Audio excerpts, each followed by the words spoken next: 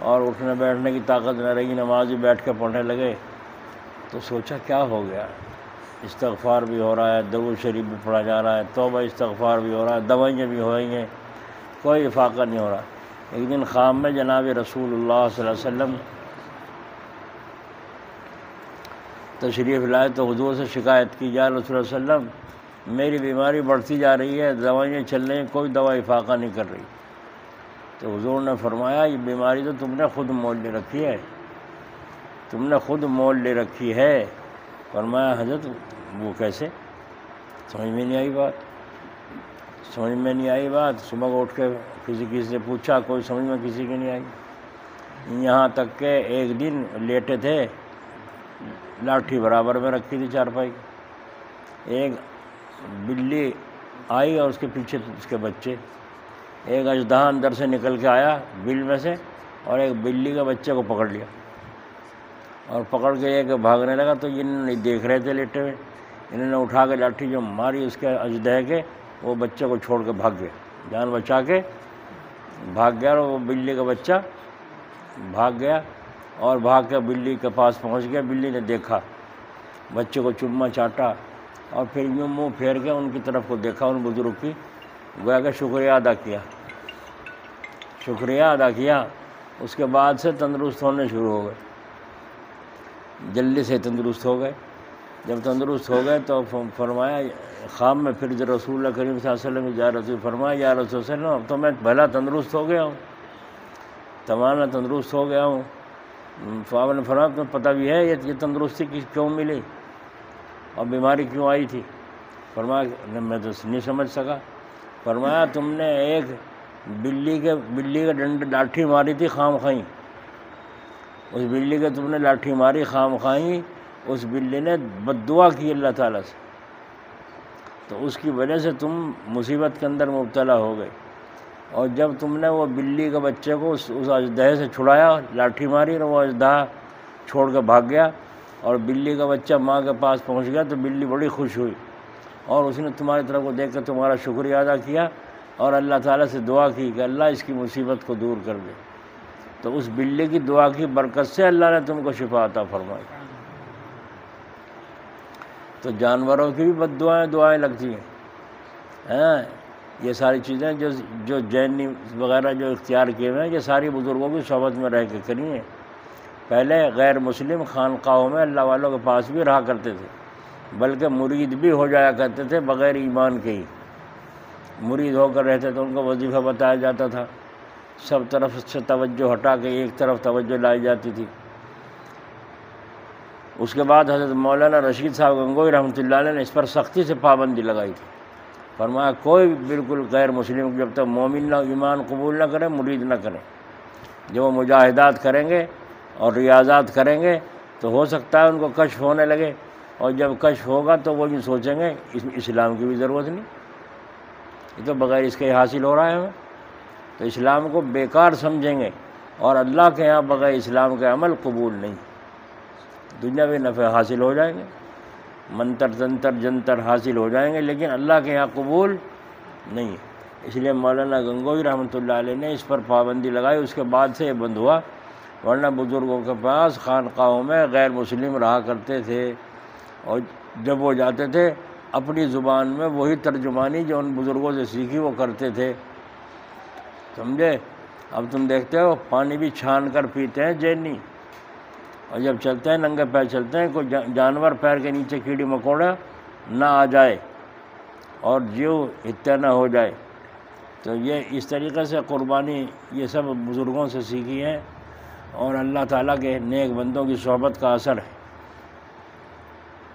وہی باتیں ہیں ان کے ہاں ملیں گی جو ہمارے ہاں، وہ انہیں سے تو سنی ہے سیکھی ہیں۔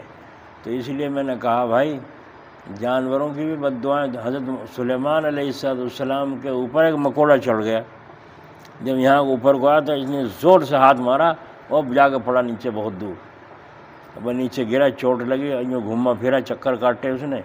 جب سانس سے آ گیا مکوڑا کو تو مکوڑا کھڑا ہو کے کہنے لگا اے سلیمان مجھ سے معافی مانگو، میرے چوٹ لگی ہے، مجھ سے معافی مانگو، میرے چوٹ لگ گئی ہے، تم نے اتنی زور سے مجھے پھینکا ہے کہ میرے نیچے گر کے چوٹ لگ گئی، مجھ سے معافی مانگو۔ سلیمان علیہ السلام نے تیرے سے معافی؟ کہنے اچھا کوئی بات نہیں، کوئی بات نہیں، مت معافی مانگو، قیامت کا دن فیصلہ ہو جائے گا۔ جب قیامت کا نام سنا تو چپ ہو گئے۔ ادھر حضرت جبرائیل علیہ السلام تشریف لائے، فرمایا اے سلیمان یہ مکوڑا صحیح کہہ رہا ہے، یا تو یہی معاملے کو نمٹا لو ورنہ پھر اللہ کی عدالت میں جا کر کے فیصلہ ہو۔ بس حضرت سلیمان علیہ السلام فرمانا اچھا بھائی معاف کر دے مکوڑے صاحب مکوڑے صاحب معاف کر دو جی۔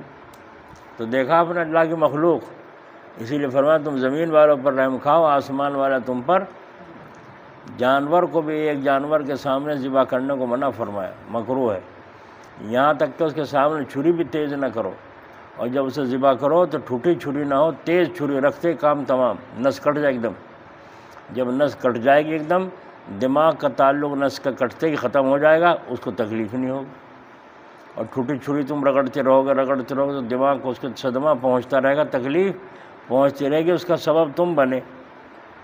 یہ جانور کو ستانے کا حکم نہیں ہے، تیز دھاردار وہ چھری ہونی چاہیے، گردن پہ رکھیا نس الگ، بس جب دماغ کا کنیکشن ختم ہو گیا اب تم اس کے بدن کو پٹ ہو جاؤ، کٹ ہو جاؤ، دماغ کو کوئی تکلیف ہی نہیں۔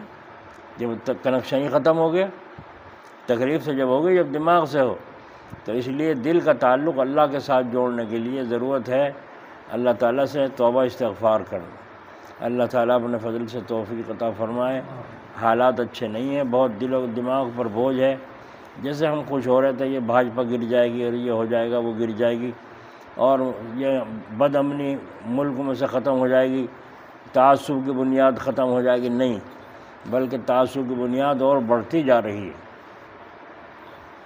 اور اتنا لمبا ٹائم جو گنتی کا رکھا جا رہا ہے اس میں کچھ نہ کچھ سازشیں ہیں۔ اللہ تعالیٰ ہماری حفاظت فرماوے، اپنے فضل و کرم سے ان کی مکاریوں سے حفاظت فرماوے۔ قرآن کریم سچا ہے، وہ اللہ خیر الماکرین، اللہ سے بڑھ کر کوئی تدبیر نہیں ہو سکتی۔ اگر اللہ نے یوں لکھا ہے ہمیں اجاڑنا تو کوئی روک نہیں سکتا، اور اللہ نے لکھا ہے ہمیں بچانا تو کوئی اجاڑ نہیں سکتا۔ یہ اللہ تعالیٰ کے قبضے میں ہے، اور اجڑنا اور بچنا ہمارے اختیار میں ہے، ہمارے اختیار میں۔ وہ کیا ہے؟ وہ اعمال چھوڑ دو۔ تو کتنے نمازی تھے، کہاں گئے سب کے سب؟ یہ سمجھتے نہیں، یہ تو بیکاروں کا کام ہے دعا مانگنا، ہمارا تھوڑا ہی کام ہے۔ فجر میں دیکھ لو سارے کے سارے پڑھے سوئیں گے، نمازی کتنے؟ 10-5 نمازی مشکل سے، کہاں ہے نمازی؟ تو یہ یوں کہہ رہے ہیں نہیں اے اللہ ہمیں تو پٹائی چاہیے، ہمیں مٹھائی نہیں چاہیے، ہمیں تو پٹائی چاہیے۔ تو جب تک قوم میں بیداری پیدا نہ ہوگی اللہ کی تعالیٰ کی طرف سے فیصلہ۔ حضرت سید صاحب رحمۃ اللہ علیہ جلال آباد فرمایا کرتے تھے، ایک ناؤ ہو کشتی اور اس میں کوئی آدمی بیٹھا ہے سوراخ کرنے لگے، تو اسے سمجھا رہے بھائی سوراخ کیوں کر رہا، پانی بھر جائے گا کشتی ڈوب جائے گی۔ کہیں تمہیں کیا مطلب، تم اپنے رستے میں اپنے رستے، خواہ دخل دینا۔ اب تم چپ ہو کے بیٹھ گئے کہ بھائی ہم تو سمجھائے تھے، ماننا نہیں۔ تو فرمایا دوسرے لوگ اکٹھے ہو کے ملو اور مل کر کے اس کو روکو، اس خصلت سے ہاتھ پکڑ کے روکو زبردستی۔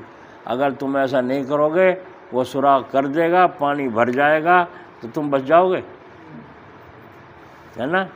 وہ جا رہے حضرت جی بھی، کہاں جا رہے حضرت جی؟ چلے ڈوبنے کو، کیوں؟ اس لیے کہ کشتی میں پانی بھر گیا۔